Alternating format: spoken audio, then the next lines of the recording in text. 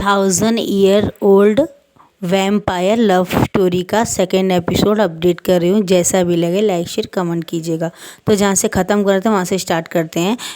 When Rohan और मियान मियान को पता चल जाता है कि वी वुजान को किसी ने क्लेम किया और उसको मार्क कर दिया। ये बात जो उसको वेन रोहान को पता चलती है तो वेन चाओ को कोड़े से मारता है और बोलता है तुम्हें पता नहीं मैंने कितनी कोशिश की है वी वुजान को यहाँ लाने के लिए हमारे कॉलेज में, जिससे कि मेरा मकसद पूरा हो सके और मैं उसके पास्ट के बारे में भी जानता हूँ। इसका मतलब उसका सोलमेट वांग यीवो यहाँ आया था और वो आके अपने लवर के साथ में वन नाइट स्टैंड भी किया और उसने उसको मार्क भी किया, यानी वो अब उसका ओमेगा है। हम में से कोई भी उसे टच नहीं कर पाएगा क्योंकि उसमें अपनी शक्तियों के साथ में उसके पुरानी सोल को भी उसने बोल के चला गया है उसे प्रोटेक्ट करने के लिए। क्योंकि वी वुजान को जब तक याद नहीं आता और वो दोनों की पूनम की रात के दिन शादी नहीं होती है और वो लोग अपनी फर्स्ट नाइट स्पेंड नहीं करते हैं, वो वी वुजान को उसका पास याद नहीं आने वाला।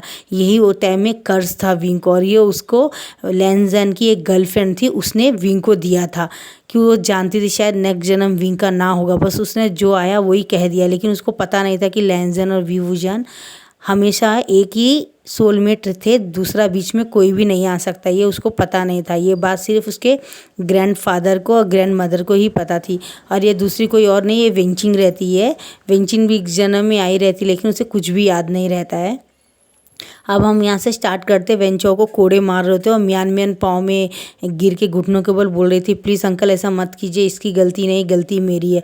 वो बोलते गलती मियान मियान की, इसे 200 कोड़े मारो और इन लोग को कैद खाने में डाल दो। ये लोग अपने चक्कर में मुझे बहुत बड़ा नुकसान कर दिया। मैं जो दरवाज़ा खोलना चाहता था वी वुजान की वजह से गलती से उसे अपने साथ लेके जाके अब वो मैं खोल नहीं पाऊँगा, क्योंकि वी वुजान को अगर मैं बताना भी चाहूँगा कोई स्टोरी तो वो यकीन नहीं करेगा, क्योंकि वो दरवाज़ा खुलना बहुत ज़रूरी है और उस दरवाजे का ही रास्ता लैंजन के क्लैन से होके जाता है। और इस दुनिया का और उस दुनिया के दोनों के बीच में सिर्फ एक दरवाज़ा है जो मैं वी वुजान से खुलवा सकता था, क्योंकि वी वुजान एक प्योर सोल है और उसने कभी गलत नहीं किया है, ना ही कोई पाप किया है। तो वो एक प्योर सोल है। प्योर सोल का जो ब्लड होता है, अगर मैं उस कोड में लगा के और उसी के हाथ से खुलवा देता, बेटा मुझसे नहीं हो रहा तुम खोल दो, तो शायद मेरा सपना पूरा हो जाता।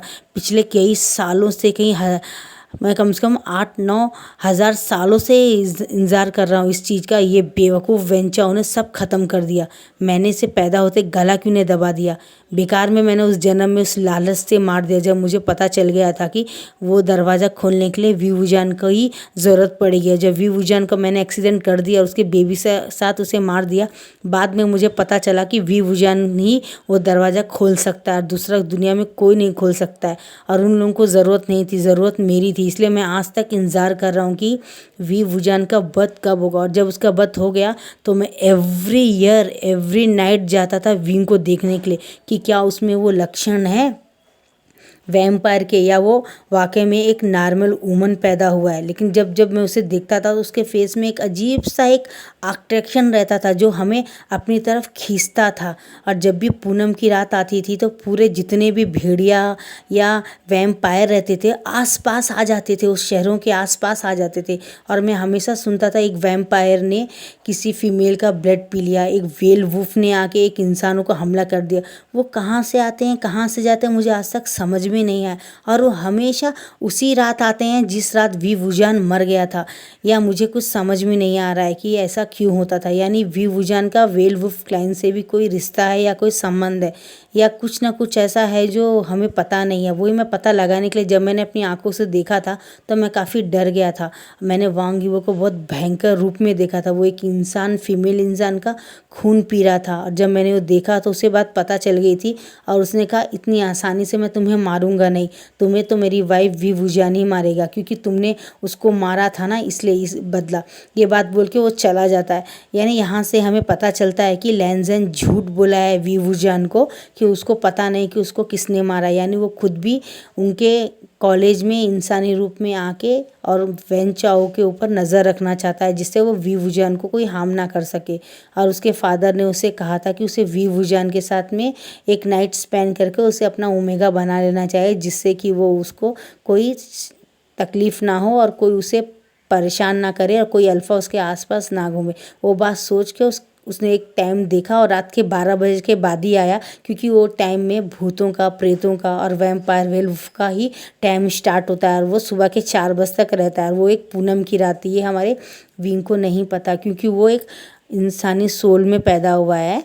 और जब वो देखता है कि मेरी वाइफ़ की पुरानी सोल वापस आ गई उसके पास, जब मैं पास रहता हूँ, तो वो समझ गया और उसने उसको कहा कि मेरी वाइफ़ को हमेशा तुम प्रोटेक्ट करना और बुरी नज़रों से। और उसने कहा ज़रूर, जब तक हमारी शादी नहीं होती मैं इसी सोल में रहूँगा, इसी बॉडी में रहूँगा। ये बोल के वो चला गया। और यहाँ से वेन चाओ का जो सोच रहा होता है वो ख़त्म होता है और उसको पता चल जाता है कि अब बहुत जल्द लैन ज़ैन हमारे इस कॉलेज में प्रोफेसर बन के आने वाला है, क्योंकि लैन ज़ैन ने एक मैसेज किया था उसको और कहा था कि मैं बहुत जल्द आ रहा हूँ और तुम मुझे इग्नोर नहीं कर सकते हो, क्योंकि तुम उनसे भी बड़े लोग हैं जिन्होंने मुझे हायर किया है। बड़े लोगों ने हायर किया है, जिससे तुम्हारा कॉलेज चलता है, वो इससे भी बड़े ट्रस्टी हैं और वो तुम्हारे बाप हैं और वो मेरे भी बाप है, ये बात बोलता है। और जब वो देखता है कि लैन ज़ैन के फादर आ रहे होते एक रॉयल कपड़ा पहन के और बहुत ही डेंजर फेस बना के आ रहे थे, उसमें हमारे वैन रोहान को बहुत डर लग रहा था, क्योंकि उनकी आंखें पूरी ब्लड से लाल हो गई होती है। और वो आते ही गला पकड़ लेते हैं वैन रोहान का और बोलते कि तुमने ही मेरे सन इन लॉ को मारा था ना जब वो प्रेग्नेंट था। तुम्हें क्या लगता है, क्या मैं भूल गया? मैं आज का दिन का इंतज़ार कर रहा था, देखो हम तुम्हारे लिए वहाँ से आ गए हैं। अब तुम्हें कोई दरवाज़ा खोल के जाने की ज़रूरत नहीं है, तुम बस इंतज़ार करो अपनी मौत का, बोलता है। तो वैन रोहान ज़ोर से हंस के बोलता है, इतना आसान होता मुझे मारना तो इतने सारे इंतज़ार क्यों कर रहे थे? बोलते हम इंतज़ार कर रहे थे कि तुम्हारी मौत किससे होगी जिससे तुम्हें मारा था। इतना आसान नहीं है ना, इसलिए तो तुम इतने जिंदा थे। अब हम लोग इसी लोक में हैं, यहीं पे मिलेंगे रोज़, तुम फिक्र मत करो, बोलता है। और तुम इतनी हमें आने से रोक नहीं सकते, क्योंकि हमने भी इस कॉलेज में बहुत अमाउंट लगा। बोलता है ये झूठ है, बोलता है ये सच है। और वहाँ से नीम मुंजू आते हैं, बोलते ये सच है, इन्होंने 300 करोड़ रुपए लगाए हैं और इनका भी हक है, तुमसे ज़्यादा हक है। 70% वोट इनके ऊपर ही है, क्योंकि यहाँ के शेयर जो थे मैंने कॉलेज के इनको बेच दिए, तो ये अब ओनर है और तुम्हें इनकी भी बात माननी पड़ेगी। तो बोलते आज से रूल रेगुलेशन में अलग करता हूँ, कोई भी ओमेगा के साथ में कोई भी जो अल्फास हैं वो ज़बरदस्ती नहीं करेंगे, चाहे वो वैम्पायर के रूप में हो या वेलवुल्फ के रूप में। मैं जानता हूँ वो लोग हैं यहाँ पे जो इंसानी रूप में आके विंग के लिए ही आए थे, लेकिन मैं आपको बता दूं विंग हमारा सन इन लॉ है और ये बात सिर्फ वो लोग ही सुन सकते हैं जो वेलवुल्फ या वैम्पायर के रूप में यहाँ पे हमें धोखा दे रहे हैं इंसानी रूप में। तो वो हमें धोखा दे नहीं पाएंगे, क्योंकि हम उनका असली रूप देख सकते हैं जिस तरह वो लोग हमारा असली रूप देख सकते हैं, क्योंकि हमारी आँखें 24 घंटे में एक बार तो हमारे असली रंग में हमें आना ही है। यानी अगर हम वेलवुल्फ है तो एक बार हमें अपने रूप में आना ही पड़ेगा और उसके बाद ही हम इंसानी रूप ले सकते हैं। यही इंसानी वेलवुल्फ और वैम्पायर को श्राप है, चाहे मैं हूँ चाहे कोई भी हो, सिर्फ वी वुजियान नहीं आ सकता, क्योंकि वो इंसानी रूप में पैदा हुआ है, जन्मा है। उसकी सोल उसी वक्त उसके रूप में आएगी जब वो अपने सोलमेट के साथ शादी कर लेगा। तो हमारे वी वुजान को कोई हाथ ना लगाए, इसके लिए हम इस दुनिया में, इंसानी दुनिया में अब हम आ गए, हमारे पूरे 3000 वैम्पायर के साथ में आ गए। और वहाँ से पीछे से एक आवाज़ सुनाई देता है, हम भी इसीलिए आए हैं। नीक लाइन वाले भी आते हैं और बोलते कि हाँ हम भी यहाँ पे आए हैं, हमें भी व्यू विजन से बहुत हिसाब किताब बराबर करना है। उसके वजह से हमारा भी आज 10,000 साल पहले बहुत नुकसान हुआ था। तो वो बोलता है हाँ जो भी हम देख लेंगे, इसलिए हमें वक्त का इंतज़ार करना चाहिए, वक्त से पहले हमें कुछ नहीं करना चाहिए। और यहाँ पे बहुत सारे लोगों को अलग अलग कपड़ों में, अलग अलग वेशभूषा में देख के व्यू विजन परेशान हो जाता है। और वेंचर बोलता है विंग तुम परेशान मत हो, और वो जैसे उसे हाथ लगाने जाता है तो पीछे से एक आवाज़ आती है, विन क्या तुम ठीक हो क्या? बोलता है। तो जब विंग देखता है तो उसे बोलता है आप तो बहुत बुरे हैं, मुझे आपसे बात नहीं करना है। और वो जाने लगता है अपना बैग पकड़ के। तो वो बोलता है क्यों, क्या हुआ, तुम उससे नाराज़ है? बोलता है हाँ आपने मेरी उस दिन जान बचाई थी और मैं जब आपको थैंक्स बोलने गया तो आपने मुझे इग्नोर कर दिया था, आज मैं भी आपको इग्नोर करता हूँ, मुझे नहीं आपसे बात करना है। और वो चला जाता है। बोलता है विंग मेरी बात तो सुनो। बोलता है हम लोग इतने फैमिली तो नहीं है ना जो आप मेरे बट नाम से बुला रहे हैं विंग, आप मुझे वी वुजान बुलाइए, बोलता है।